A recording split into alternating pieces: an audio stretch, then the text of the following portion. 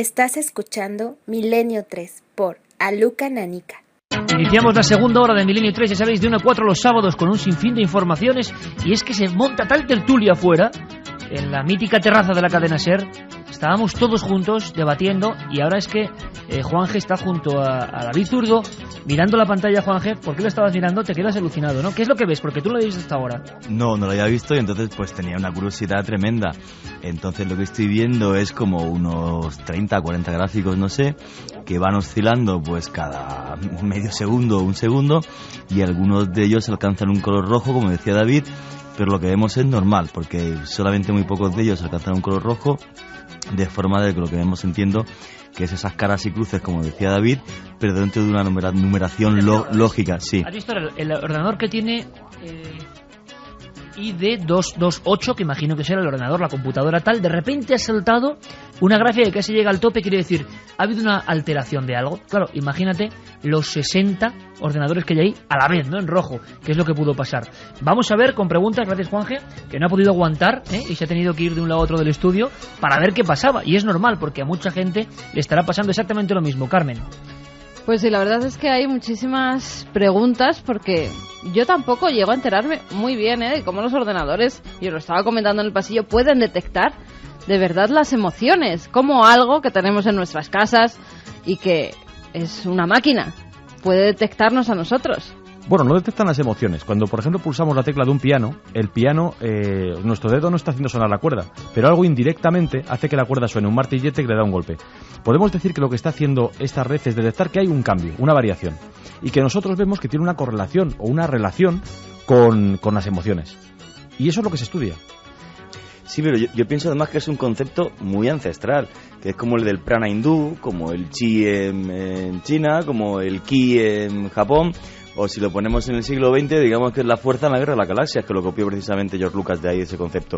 Lo que pasa es que en este caso las máquinas lo captarían, que es lo que ya apuntaba antes. Lo increíble es que las máquinas pudieran llegar a captar esto a través de números, con lo cual sería cuantificable. Me parece y increíble. La gente está preguntando por tragedias concretas, a ver si se miden, sí, ¿no? Nos han dicho, por ejemplo, si os habéis dado cuenta que esta noche ha habido un gran atentado, más de 60 muertos en Pakistán.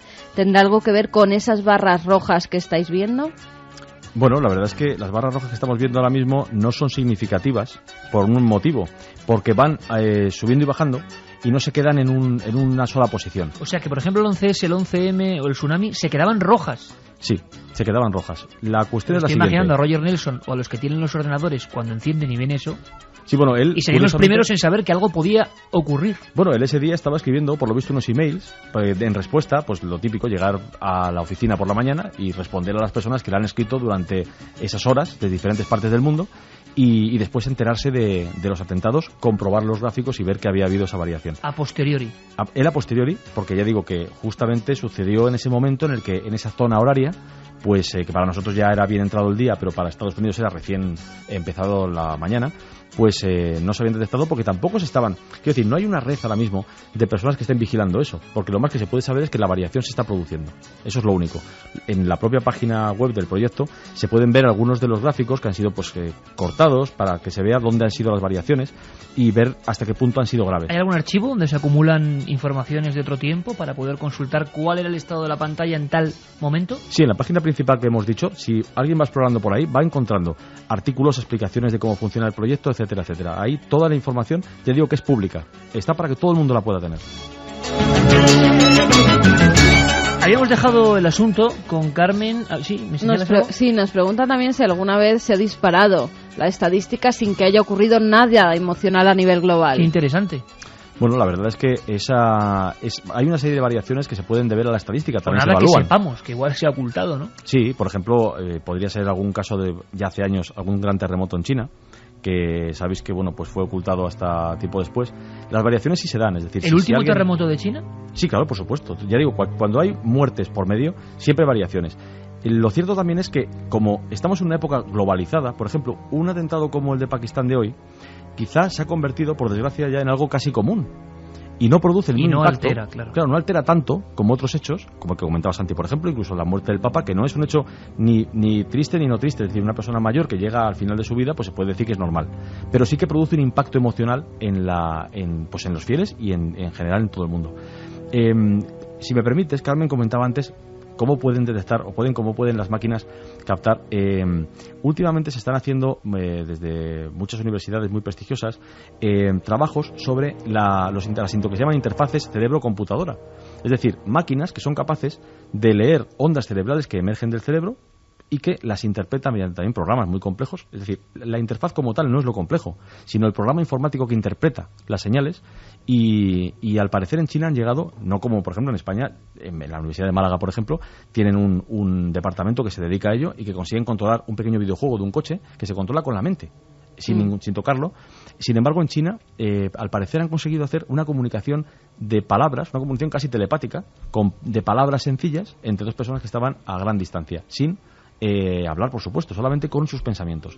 Bueno, quizá lo que ocurre es que el proyecto Conciencia Global, en este caso, es una vertiente de algo que estamos empezando a conocer y que detectamos de una manera que todavía no comprendemos bien. Y quizás eso es lo fascinante también, ver que se están produciendo esas variaciones, que cuando las energías que se trabaja con ellas son muy sutiles, son muy bajas, sí podemos influir por ejemplo, en este caso, en máquinas que están generando números aleatorios y ver con qué se puede comparar. Porque ya digo, el hecho de que la mente se puede conectar a una máquina directamente, ya digo que es una investigación que tiene que ver con los de interfaces cerebro-computadora, que al final no deja de ser otra cosa que intentar unir el hombre y la máquina, que eso llegará tarde o temprano, porque de hecho ya con prótesis, por ejemplo, para manos, para brazos, etcétera, claro, se está pero siempre consiguiendo. es el hombre el que hace esos programas, el que hace que esas máquinas interpreten nuestros sentimientos. Siempre habrá una alteración por parte del hombre, no son las máquinas las que funcionan solas. No, las máquinas detectan algo. Eso no lo hace el hombre. Lo que hace el hombre es el programa informático que transforma eso en algo inteligible para nosotros mismos. Es decir, la máquina tiene la capacidad de detectarlo, igual que si al estar aquí estamos elevando la temperatura del estudio, por ejemplo. Es inevitable, porque estamos irradiando temperatura, calor. Eso ocurre. Entonces, lo que luego pueda, llegar a suceder o interpretarse con esos datos, con esas ondas o energías que se van difundiendo, eso es lo que sí que es humano. Y precisamente es la investigación como tal. Es que a lo mejor lo que nos hace más difícil de entenderlo es que el hombre influya sobre la máquina. Pero si lo entendemos como que el hombre influye sobre aquello con lo que trabaja la máquina, que es sobre el azar, a lo mejor es más sencillo. Igual que se han hecho experimentos en parapsicología de personas especialmente dotadas que pueden variar el número de veces que sale una determinada cifra en un dado. Es decir, evidentemente, a muchos lanzamientos, pues la estadística dice que los números de lanzamiento se tienen que igualar. Y si, sin embargo, esa persona se concentraba en que tenía que sacar un 1, pues sacaba ese 1 en un porcentaje altísimo con respecto a lo que estadísticamente le correspondería, pues si entendemos que la conciencia global humana no es que influya sobre los ordenadores, sino influya sobre la idea del azar, sobre la posibilidad de que salgan determinadas cosas, pues entonces a lo mejor sí es más fácil de entender, porque el ordenador a fin de cuentas es el dado, es decir, es un canalizador de una cosa abstracta que es el azar. Y una cosa más, hace 20 años un atentado en no sé qué sitio provocaba cierto impacto en las páginas de la prensa, en algún informativo, en ciertos momentos. Ahora cualquier acontecimiento trágico se difunde al instante y provoca esa ola de consternación en todo el mundo global al mismo tiempo. Y hablábamos de experimentos con la mente. Lo que ha dicho David es otra cosa que me pone la carne de gallina. Yo no sé si para bien o para mal, pero esos experimentos, un día hablamos si quieres, David. Máquina, hombre, claro. Tenemos que decir esto con iRobot, ¿no? La música de Alan Parsons, Yo Robot. Eso que nos parecía el Golem, ¿no? Algo lejanísimo, legendario, y que puede estar... Hacía un par de años se daba una noticia que corrió sin pena ni gloria por la prensa, pequeños breves. Una persona deficiente, creo que era en Canadá, había logrado mover un software era práctico para él, para poder escribir solo con la mente. Y pasó sin pena ni gloria, y uno dice, pero caramba, estas son las noticias escondidas que son un paso más allá, ¿no? Son la frontera. Esto tiene una vertiente negativa, efectivamente, como has dicho. La parte positiva es la aplicación, por ejemplo, en minusvalías, o simplemente incluso hacernos cada vez más capaces. Es decir, nos pueden, permitir hacer actividades que ahora mismo son impensables, pero tienen la parte negativa. La lectura de pensamiento implica también la posibilidad del control. Y la posibilidad de control por parte de gobiernos, por ejemplo, y que creo que es uno de los temas más tremendos con el que nos vamos a enfrentar, porque es otro gran tema también, porque existe el control indirecto y directo mediante incluso microchips, que ya no hace falta ni operar siquiera a alguien para implantárselo, y son cuestiones muy peliagudas que quizá a partir del 11S se están barajando en el mundo muy en serio. No solamente eso, en el ámbito militar se está investigando en este tipo de cosas, en este tipo de interfaces a los que se refería David, y de hecho a día de hoy en los campos de batalla como Irak, por ejemplo, hay cosas menos sofisticadas, pero hay ya modos de comunicación electrónica muy adelantados entre los soldados, de tal manera que son dirigidos como, pues para hacer una idea, como en Alien, por ejemplo, desde una pantalla central el jefe del pelotón va viendo con camaritas lo que se ve en una cámara instalada en el arma del soldado. Curiosamente, el dato anecdótico es que esto no es tan funcional como parece. En algunas situaciones, como situaciones de emboscada, se ha descubierto que es contraproducente, porque de repente el pánico que sentía un soldado ya no era propio, ya lo escuchaban por sus cascos, por sus auriculares, todos los soldados de la unidad, y de repente esa unidad que estaba perfectamente formada, cuando decía, están por todos lados, nos van a matar, cundía el pánico y huían aterrorizados por una situación que pues, se podía haber controlado de una forma tradicional. Así que a veces estas tecnologías militares no siempre son tan funcionales. Hablando de militares, Santi, y hablando de ejércitos misteriosos que están cobrando un papel importante y conspiranoico en el mundo, tu ficha de esta noche, de esa sección tan aplaudida, es sobre Blackwater. Un apuntito solo. En Estados Unidos hay una gigantesca base militar donde se entrena a los mejores francotiradores del mundo, donde se entrena a las fuerzas de élite de los países de la mitad de la Tierra, donde hay un lago artificial, donde hay un barco anclado para simular asaltos navales, donde hay instalaciones que parecen de ciencia ficción. El problema es que esa gigantesca base militar es de una empresa privada.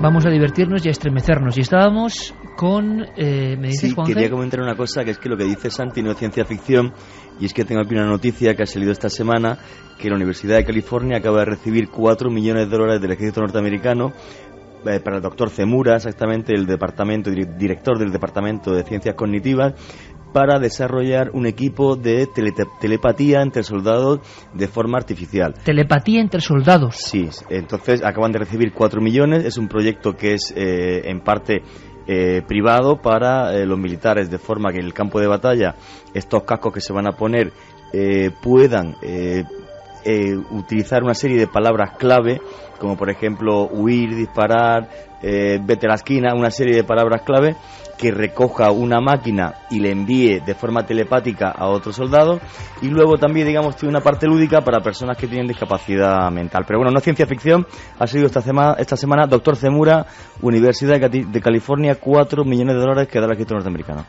Por desgracia, cuando se da dinero, sabéis que, bueno, $4 millones para un proyecto de ese tipo es prácticamente calderilla. Sí, me imagino. Cuando se gasta de verdad dinero es para proyectos parecidos, pero que hacen lo contrario, es decir, no leen los pensamientos, sino que los inducen.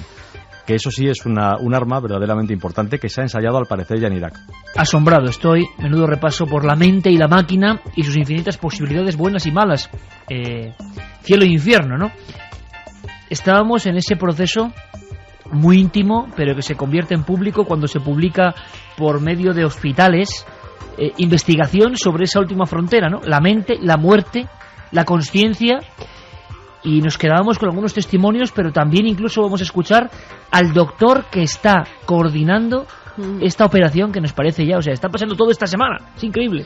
Sí, además, fíjate, hay estudios anteriores que se hicieron con experiencias cercanas a la muerte, y en muchos de ellos, como los testimonios que vamos a pasar a escuchar a continuación, pues lo normal es que un día o dos antes de que una persona falleciera, normalmente veía a un familiar o a un amigo que o bien venía a por él, o bien esa persona salía del estado en el que se encontraba porque le decía que no era su tiempo. En todos los casos veían y nombraban a familiares cercanos o amigos que habían tenido mucho que ver con la familia. Vamos a escuchar esos dos testimonios seguidos, Yeray, el 2 y el 3, porque en uno vamos a ver cómo un familiar viene a por ella diciéndola que no es su tiempo, y en otro de los casos la experiencia es más religiosa. Según me iba acercando a la luz, comencé a distinguir diferentes figuras, personas diferentes, y recuerdo perfectamente que mi abuela me llamó. Me acerqué a ella y fue estupendo. Nadie te dice que te estás muriendo, solo vas sintiendo cosas. No me importaba lo que dejaba atrás. Y vi algo así como un espíritu, como si fuese la Virgen María caminando delante de mí, y dije, oh Dios mío. Pues hemos oído esos dos testimonios. Incluso mucha gente nos lo podrá escribir a esas vías de contacto. Las repetimos: Iker 7640, palabra clave milenio, espacio vuestros mensajes, o milenio3 con número @cadenaser.com. Cuando hemos estado cerca de un moribundo, es cierto que muchas veces ven y llaman a familiares cercanos que ya fallecidos, siempre fallecidos, que vienen como a por ellos. Y lo que sienten, y hemos visto a estas personas, es un gran placer. Hay otros estudios que se hicieron, científicos entre comillas, no con el respaldo que está teniendo y ahora vamos a oír hablar al doctor Sam Parnia, que él ha sido el que ha impulsado este experimento con 1.500 personas, recordémoslo, 1.500 personas. Nunca visto hasta el momento. Antes que él, Albert Heim hizo un estudio sobre las ECM. Él era alpinista y geólogo, y después de sufrir una experiencia cercana a la muerte, él se cayó por un glaciar. Además, sabía perfectamente dónde se iba agarrando, y mientras iba viendo las escenas de su vida, cómo iban pasando, estuvo entre la vida y la muerte, y a raíz de ahí empieza a estudiar a otros montañeros también que habían sufrido accidentes, las experiencias que habían tenido. No era un médico. No era un médico. Él se dedica a nivel de a medicina recoger y hospitales, es un caso único, ¿no? Bueno, a nivel de medicina, es un psicólogo, James Hipsall, en 1907 experimentó con enfermos terminales.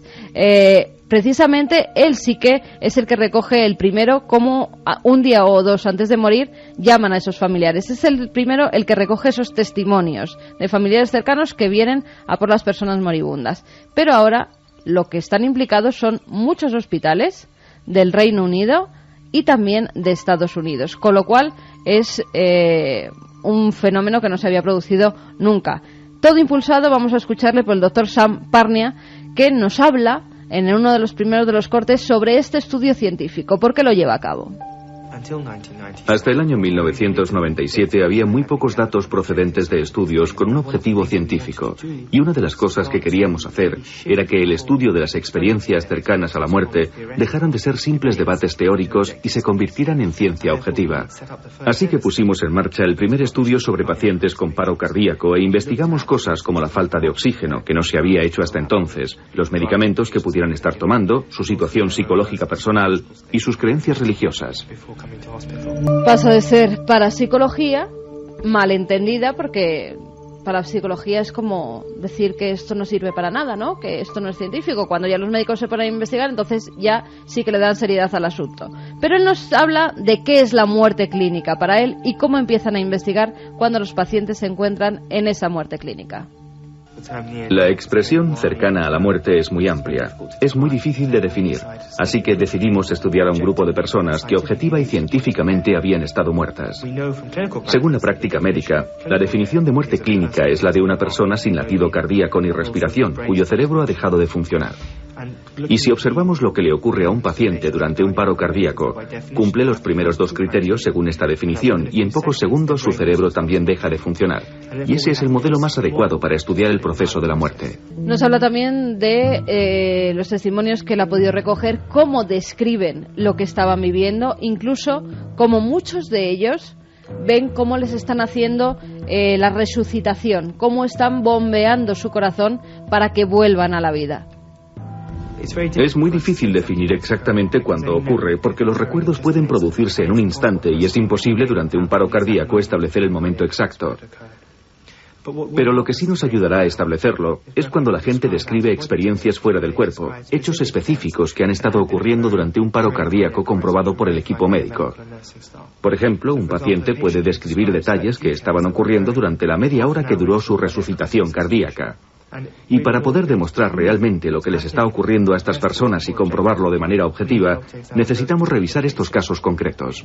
Pues un experimento que tendremos que seguir paso a paso, Iker, porque me parece muy interesante. Por primera vez se va a llevar científicamente este experimento a cabo. Dice que va a durar 3 años, más o menos, recoger toda la información, y la verdad que creo que hemos avanzado muchísimo gracias a este médico al que acabamos de escuchar.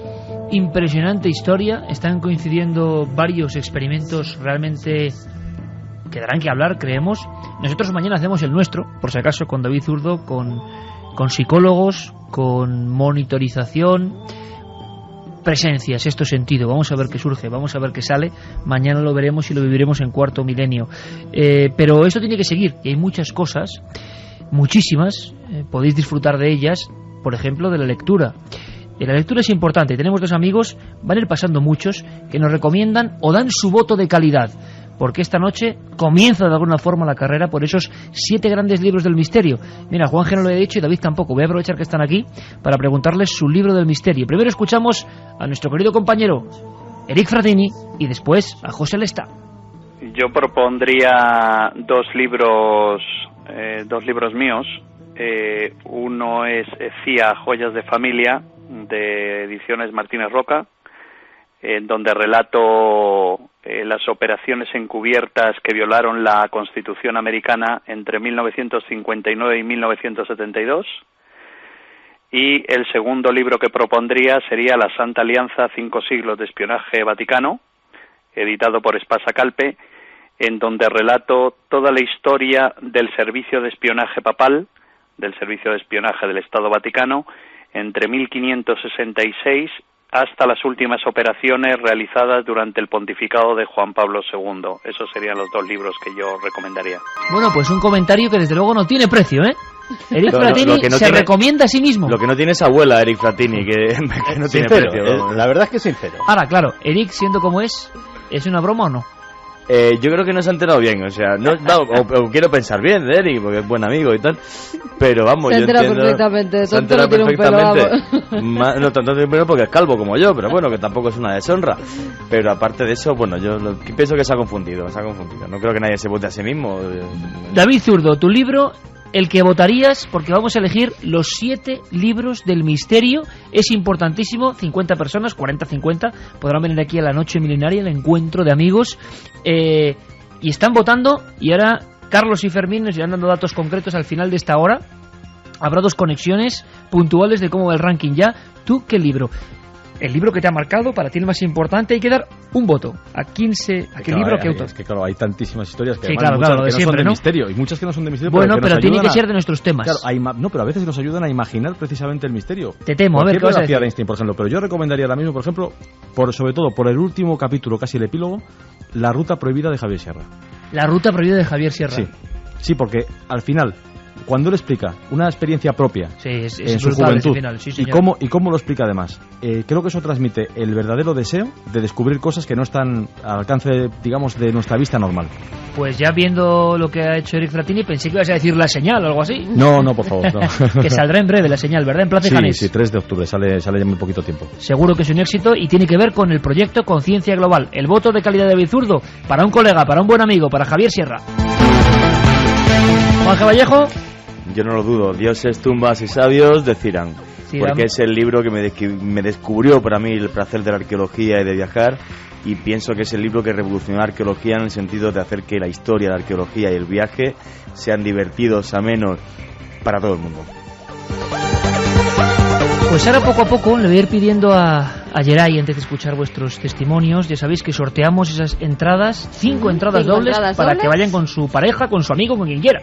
Con su madre, con su padre, con su quien hermano, con quien les dé la gana. Porque es impresionante la exposición, y más ahora con lo que vamos a contar a la tercera hora, de la vasija de Jesús. Claro, luego Nacho Ares nos va a hablar de esa vasija, también el propio Frank Godio, que es el descubridor, nos va a contar cómo es, dónde la descubrió, por qué es especial y por qué se puede ver en Madrid.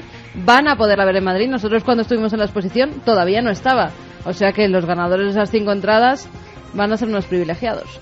2:32, 23,6 grados. Nada del misterio, hablado de androides, cyborgs, máquinas, hombres, mente, proyecto Conciencia Global. Pero ahora toca dar una vuelta a todo esto, porque en nuestro viaje al desierto, y aquí lo hemos compartido 3 personas, nos quedó por contar algo. Nos quedó por contar una historia que tiene condimentos peculiares, y quizá también sea una historia de esas, como decía David Zurdo, que te reencuentran con el misterio.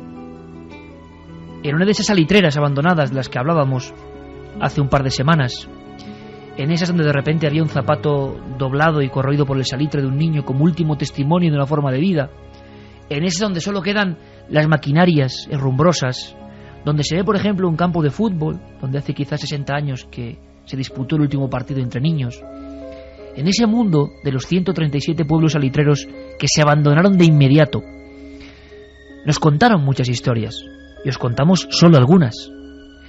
Y hete aquí que una de estas noches, revisando el material que habíamos filmado y grabado, me encontré con una de las experiencias terroríficas, al menos como yo la sentí, como me la contaron, como nos la contaron, que más me ha impresionado de todas las que he registrado en mi vida, quizá por la fuerza iconográfica de algunas escenas que quiero que compartáis, y luego además, si queréis, lo debatimos. Tenemos que ir a un lugar muy concreto. Es una familia entera. El lugar, seguro que casi nadie lo conoce, yo no lo conocía, nosotros no lo conocíamos, es Zapiga. Zapiga es un pueblo que ya no existe. Zapiga es un lugar abierto a ese desierto, el más seco del mundo. Ruinas desperdigadas, quizá el esbozo de lo que fue una antigua cuadra, una casa, y una familia que va allí.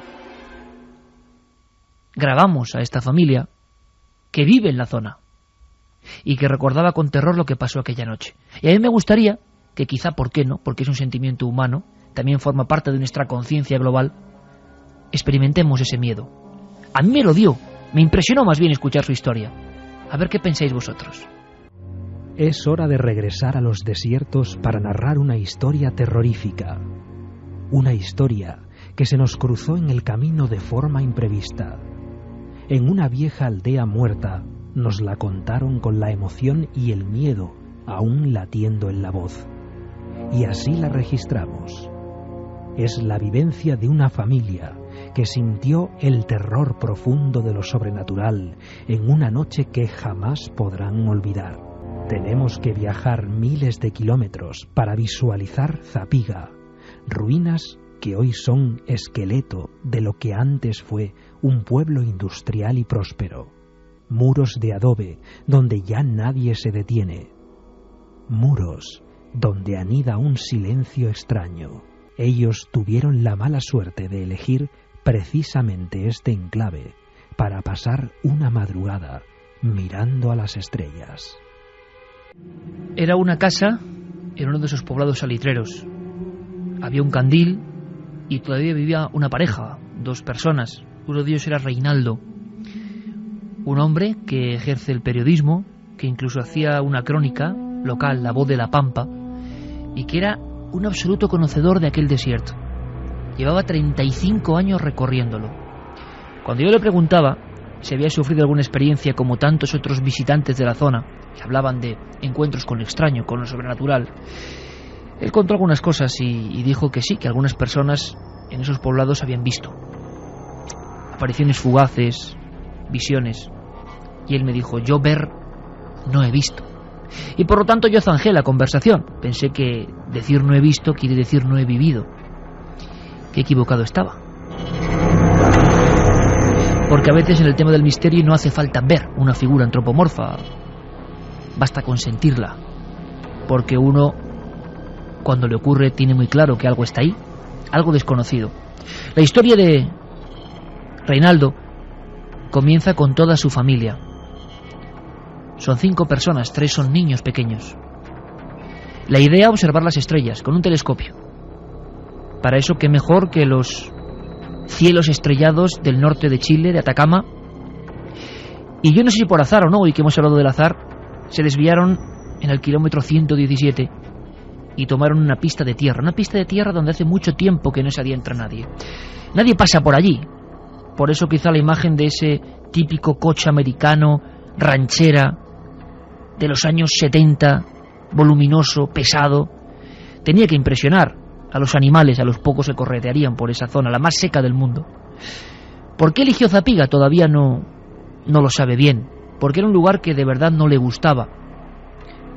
Se hablaba de que en Zapiga ocurrieron cosas tiempo atrás, en la Guerra del Pacífico, en esa guerra en la que Chile arrebató a Perú una región extensísima que daba al mar. Zapiga, hace 30 años, cuando ocurren estos hechos, pues era eso, un montón de piedras resecadas al sol, nada más. Y junto a uno de los apriscos pusieron sus tiendas de campaña. Pero antes de llegar a ese punto pasó algo que llamó la atención de un hombre que sintió que su familia estaba en peligro o que algo amenazaba a su prole. Y como en tantos casos, comienza de la forma más casual, más doméstica, más inesperada. El pueblo de Sapiga fue uno de los primeros pueblos explotados, digamos, de la salitera. Uno de los primeros pueblos que se formó, Sapiga, acá en Tarapacá, salitrero. Pero llegamos a ese lugar y con mi carro, y en la tarde, ya en la noche, hicimos una fogata, y teníamos nuestras carpas para alojar, sacó a dormir, y a eso de las 9 de la noche empezamos a cantar, digamos, alrededor de una fogata. Mis hijos cantaban, todos ya, digamos, niños, en ese tiempo, y me dice, el niño me dice, papá, me dice, voy a ir al baño, me dice. Entonces tenemos a una madre haciendo la comida, a otros niños se encargando de alzar la carpa, como llaman ellos, las pequeñas tiendas canadienses de campaña, la soledad más absoluta en 100 kilómetros a la redonda en toda esa zona, y un niño pequeño con su padre que bueno, se van al excusado, el excusado que es una simple tapia, ¿no?, en mitad de la oscuridad. Yo creo que Reinaldo en aquel momento no estaba inquieto, pero algo le rondaba. En el coche había pasado algo, había escuchado algún sonido extraño, o esa sensación, ya que ya hablamos de presagios y de mente, y de adelantarse a los acontecimientos, de adelantarse a lo que está por venir. Justo cuando enfilaba la pista de desvío hacia Zapiga, él notó una indisposición, algo que no le gustó, pero ¿cómo identificar eso? ¿Son señales? ¿Es algo que nos dice en el sexto sentido, no, por aquí no? La aventura continuaba tan sencilla como esta, un padre y un hijo junto a una tapia. Cuando llegamos al lugar, digamos, cerca de una muralla y debajo de un árbol, otro árbol más chico, se siente un piedrazo en la muralla y pegamos el salto ahí. Yo dije, es la broma de mi hijo mayor, nos vino a hacer una broma acá. Llegamos allá y el hijo no llegaba, todavía no llegaba el mayor. Cuando llega, le digo, ¿cómo se te ocurre hacer esas tonteras, esas gracias? ¿Pero de qué me estás hablando, papá? Me dice, ¿por qué tiraste piedra, le dije, a la muralla? Pero si yo vengo de allá, me dice, recién vengo. Pasó la situación, seguimos la fogata, cuando de repente empiezan a aparecer piedras. Así. Y pasa aún así, tanto, digamos, una piedra así de este porte, por la cabeza de mi hijo. Entonces ya ahí no me gustó la cosa. Entonces dije, aquí algo pasa. Bueno, pesco la linterna y me voy a recorrer el lugar, digamos, de las ruinas, de las casas que había, casa por casa.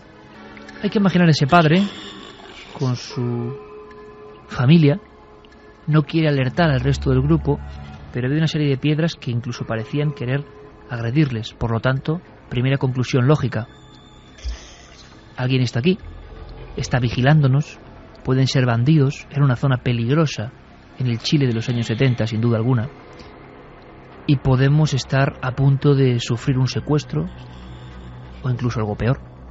Y ese hombre pesca, como él dice su linterna, me lo contaba, con la carne de gallina en ese pueblo salitrero, y empieza a enfocar las paredes. Las casas no tienen techos, uno puede entrar como en un laberinto, y en cualquier lugar puede estar alguien.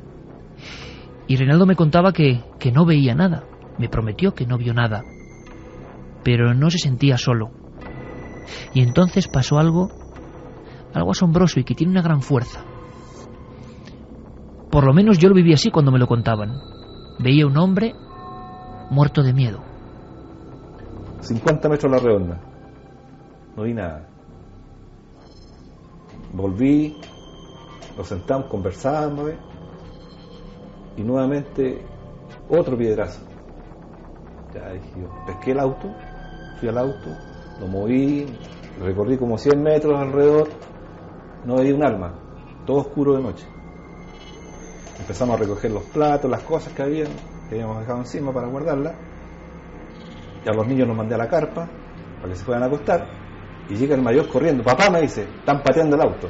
Papá, están pateando el auto. El coche aparcado, a unos 20 metros, y lo que describe el niño y lo que ve el padre es como si un montón de niños que nadie puede ver estuvieran zarandeando el vehículo ranchera. Pero es que escuchaban hasta las palmas, unas palmas pequeñas, unas manos no muy poderosas, que tocaban en la puerta, en los cristales. No llovía, no hacía aire, e incluso, como si se estuvieran montando encima del capó, el coche hacía el típico movimiento del balanceo de los amortiguadores. Golpes, y claro, no vieron nada, efectivamente, pero escucharon nítidamente risas de un grupo como de 15 niños. Y aquí es cuando Reinaldo me contaba una escena que yo tampoco puedo olvidar, imaginando cómo tuvo que pasarlo él. Encerró a toda su familia en la tienda de campaña, porque no se atrevía a coger el coche, era plena noche. Solo en un arrebato de furia pudo romper su miedo, intentar salvar a los suyos y lanzarse prácticamente hacia el vehículo. Pero antes pasó algo, una escena digna de novela y que demuestra que la realidad que te encuentras, por ejemplo, en un desierto supera cualquier febril imaginación de poeta. Hay una cosa que siempre llevaba consigo este hombre, una pequeña Biblia. Y estábamos dentro de la carpa, todos. Yo le dije, ¿sabes qué? Pásame la Biblia. Así que me pasó la Biblia, empecé a leer unos salmos. Estaba yo fuera de la puerta de la carpa, con una linterna de esta tempestad, y la Biblia acá, y leyendo. Entonces ya leí varios salmos, ya, todos arriba del auto, cargamos el auto, meto las llaves, paso el cambio, anteriormente había revisado los niveles de agua, todo. Echo a andar el auto, empieza a andar el motor, paso el cambio, empiezo a acelerar y el vehículo no se mueve. Qué raro, dije yo. A ver, me bajé, destapé nuevamente, revisé, estaba todo bien, paso el cambio, acelero y nada. A ver, marcha atrás, acelero, nada. Pásame la Biblia. Por favor, pásame la Biblia. Ya pónganse todos a rezar. Me pasó la Biblia, empezamos a orar de nuevo. Y empezó a andar el vehículo acelerado, no más allá de 3 o 4 kilómetros por hora, como que estuviera así frenado así. Y caminamos más o menos como 100 metros para salir del pueblo, tomo la curva y el vehículo agarra velocidad. En esa curva, toda la familia seguía rezando, los 4 miembros, excepto a Reinaldo, mirando hacia sus propios pies, sin querer ver el exterior del coche, todos rezando a la orden del Padre. La imagen me parece increíble y notaba en las mismas manos, desde fuera, los golpes y las risas de niños que nadie podía ver. Solo cuando se dejó atrás la curva de Zapiga, el coche volvió a su ser. Algo lo frenaba, lo retenía allí. 23 de enero 1891, combate de Zapiga. 2 unidades se retan a muerte en esas casas esqueléticas de adobe. Murieron 150 personas y se arrasó con un sinfín de mujeres, ancianos y niños. Una historia en el desierto más seco del mundo. Ese padre con el farol, la Biblia y la escena de todos juntos rezando en el coche, ese coche que no arranca, nunca mejor dicho, aquello de huir como alma que lleva el diablo. ¿Qué os ha parecido, chicos? Menuda historia, todavía historias como esta, ¿eh? Hombre, la verdad que el desierto de Atacama, al norte de Chile, es un lugar ideal. De todas formas, jamás en mi vida he escuchado una historia similar a esta. Es increíble, aparte lo terrorífico de esas manos de niños, ¿no?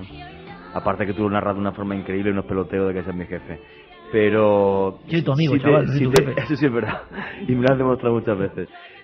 Si te digo una cosa, me sigue sorprendiendo una historia de... Siempre que alguien cuenta una historia así, un elemento que no entiendo, ¿no? Y mira que investigo hace muchos años lo misterioso, lo paranormal, lo sobrenatural.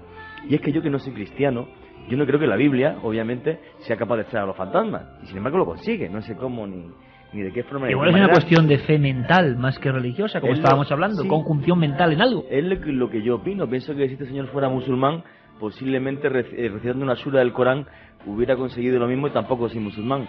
Entonces, o sea, esa capacidad mental que tenemos de hacer que lo extraño, lo que está en otra dimensión, no puede atacarnos gracias al poder de nuestra mente, ¿no? O sea, esa interconexión con lo sobrenatural, con el más allá, ¿no? Y esa capacidad que tenemos de sobreponernos a eso. Es lo que me fascina de la historia. Y bueno, lo terrible es, la imagen con la que me quedo de lo que has contado, es esos golpes de esas manos pequeñitas en los cristales por la noche, en el desierto de Atacama, el lugar más árido del mundo. Bueno, terrible, terrible.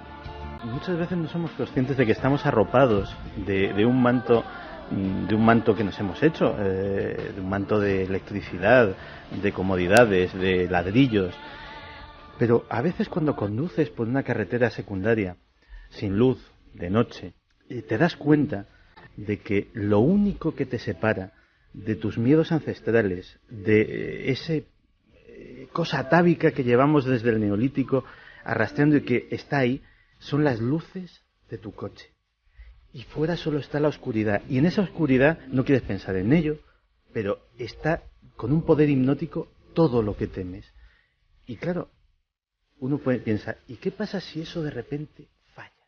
Si esas luces se apagan, si ese coche no anda, pues a lo mejor todo aquello que espera en la oscuridad viene a por ti. Bueno, la historia la verdad es que sobrecoge, hay que reconocerlo. Las imágenes sobrecogen. Pero sobre todo, hay una cosa que ha dicho Juanje que me parece muy curiosa, es que hablas de esa fuerza mental que puede vencer algo o conjurarlo en caso contrario, pues que no tiene que ver a veces con lo que uno crea o deje de creer o la relación que tiene con lo que está pasando. Y de hecho eso me recuerda a ciertos grupos de oración que existen sobre todo en Estados Unidos para producir efectos, a veces incluso cosas tan extrañas como matar bacterias, como curar enfermedades, como hacer que alguien que está en un hospital pues se ponga mejor, o un grupo de personas. Y en los que participan, sí, grupos de oración en los que participan personas, curiosamente, que son completamente ateas. Vaya temazo, David. Como diría un buen amigo, Sebastián Vázquez, el poder de lo sacro, ¿no? De lo sagrado, del concepto de lo sagrado.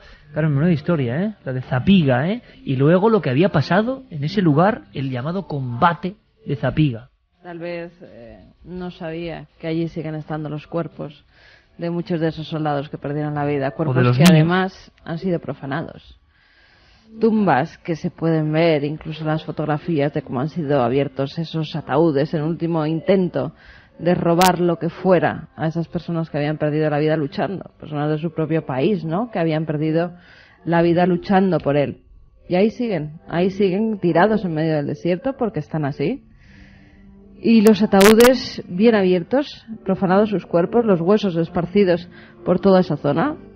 He podido ver fotografías que nos enseñaron tanto en Chile como algunas que hay en internet, y la verdad es que tal vez no supiera que este encuentro había sido en una zona de sangre, en una zona donde todavía los cadáveres siguen pidiendo justicia.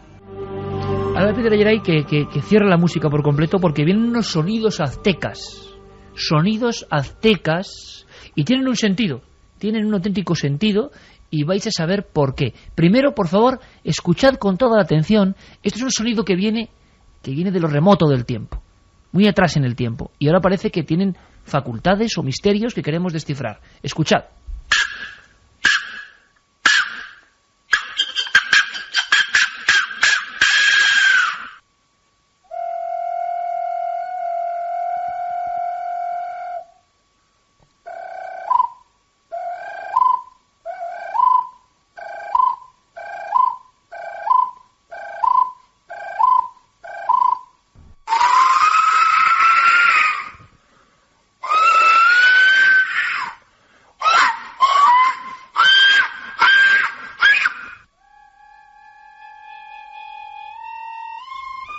Dice Geray que acongoja. Sí, de otra forma, pero sí lo dice. Porque esto, ¿qué demonios es? Desde luego son sonidos, parecen una mezcla de sonidos y cosas animalescas, ¿no? Juanje, hay noticias sobre esto. Estos son sonidos con instrumentos exactamente iguales, recuperados. Parecen pájaros, ¿no? Sí, de lo azteca. Sí, cuando hablabas de la oscuridad antes y tal, estaba pensando, ¿cuál ha sido el lugar del mundo donde más miedo me ha dado la oscuridad? Y estaba a darle vueltas y está un poquito, está cerca de México y es en la selva del Darién en Panamá. Por cierto, un pequeño detalle, Juan, que nada más me lo dice Carlos Largo por vía interna. Sí. Roberto Velázquez son reproducciones a nivel arqueológico de cómo sonaba esto, que se llamaba en su tiempo, por algo será, los silbatos de la muerte. Sí, los silbatos de la muerte. En concreto ha sido el investigador alemán Reis Elgonon el que ha estado investigando este tipo de artefactos que han aparecido en algunas excavaciones aztecas en México, y el apunte que hacía Carmen me parece muy acertado. Reproducen lo que a mí me parece sonidos de algunos animales extraños o de la selva o del bosque, aunque también dicen que reproducirían lo que son ráfagas de viento o sonidos que se dan en las tormentas. Entonces, dentro de la cultura azteca o mexica era muy importante el mundo del inframundo, el mundo de los muertos, el mundo subterráneo. Entonces, digamos que lo curioso que ha dicho este arqueólogo y musicólogo, además alemán, es que este tipo de flauta es única en el mundo, ya que lo que hace es que son dos cavidades que hacen que el sonido y el viento se enfrenten directamente, provocando ese tipo de sonido, que realmente es un sonido binario, son dos sonidos a la vez. De forma que él dice que el cerebro, cuando durante mucho tiempo está procesando... Sonido binaural, de alguna forma antiguo. Está procesando esos dos sonidos, elimina uno y te lleva a un estado de trance. Entonces, posiblemente se utilizaron en ceremonias chamánicas, posiblemente durante muchísimas horas, mientras el chamán, el hombre que conectaba con los espíritus, pues acababa diciendo, dando augurios sobre qué pasaría, o diciendo vete a saber el qué, ¿no? Interpretando lo que decían los demonios. Realmente es un paso que nos acerca de una forma maravillosa a lo que fue el pasado de la humanidad y el pasado de ese continente amigo y hermano que es América. Pero fijaos qué cosa más curiosa, y porque mañana lo vamos en Cuarto Milenio, es que David para su experimento utiliza lo que se llama música binaural, que es diferente en un oído que en el otro, y que se empleaba para la hipnosis, y no por cualquiera, sino incluso se ha hablado de la CIA, de militares americanos, y eso de alguna forma ya lo sabían los chamanes americanos tanto tiempo atrás para llegar a lo mismo, el trance. Ya utilizaban sonidos para alterar la conciencia, que es algo que se ha hecho a lo largo de toda la historia. Tremendo, ¿eh? Aparte que creían que eran los sonidos del inframundo en muchas ocasiones, ¿verdad? Sí, que les llevaban a esos otros mundos, y que los aztecas creían que ese viento del norte venía de la tierra de los muertos, así lo llamaban. Vamos a ver si podemos volver a escucharlo. Vamos a dejar con esos sonidos, oye, porque me han parecido inquietantes. Volvemos en 5 minutos. Se queda David Zurdo con nosotros, ¿verdad, David? Por supuesto. Invitado de excepción en esta tertulia, que ojalá nos acompañe. Madre mía, Geray. El Además, silbato de la muerte azteca. Que sepan que estos silbatos tenían forma de calavera, con lo cual es todavía más terrible. Lo tienen todo. A la vuelta, esa vasija con su descubridor, Frank Godio, que pone Jesús el Mago. Blackwater, el ejército profesional y extraño. Se está hablando mucho de él. Todo eso y más a la vuelta.